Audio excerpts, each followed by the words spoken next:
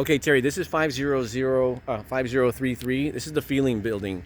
This is maybe 10 minutes away from the other location, and I'll send you specs on this one too with the price, but it's a pretty similar design. You can see it's, well, open.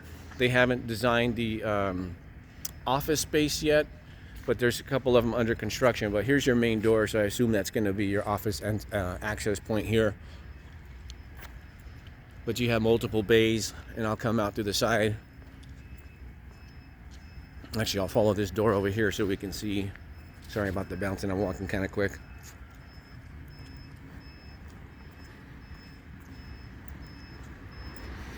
And the height in here, and you have beams, so I know you had mentioned possibly a crane. If you guys added something in here, you have the height for it. If you're still going to do that, these doors are, I think, 14 feet, which seems to be standard. That's what the other size door was at the other location too. But here would be your storage or your access point. You can see this wall is going up, but you can get a rig in here for unloading. And here's the development. Here's the project.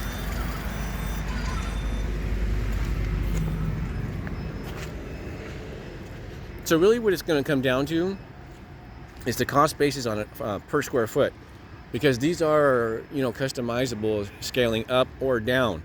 So what I'll do is I'll get the price per square foot with operating expense, because it's a triple net lease, and I'll explain what that means. So you have your full out the door expected price.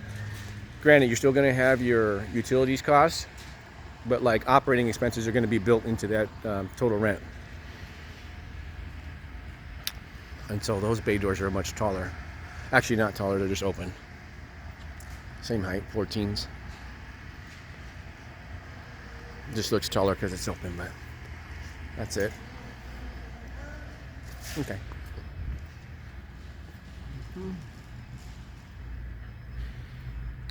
And there's two buildings here. They're under construction, but this is what they're going to look like. It's just, you know, and that's what most of these look like. It's just a shell.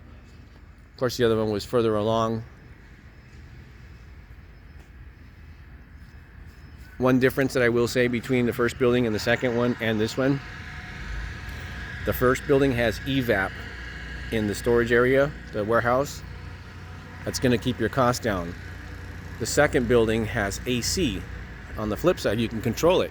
So if your products are not required to have cooling at all, then, or even if you want to keep it like at 85 or something like at a higher temperature where it's not too hot or too cold, then of course you can control that cost either way.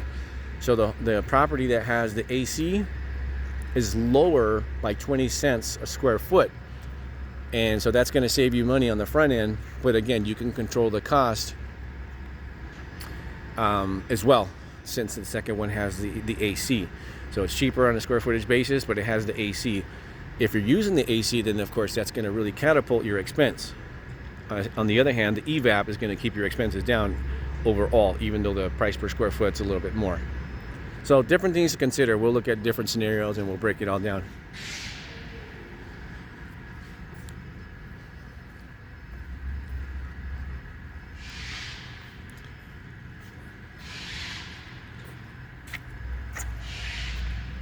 All right, there you go.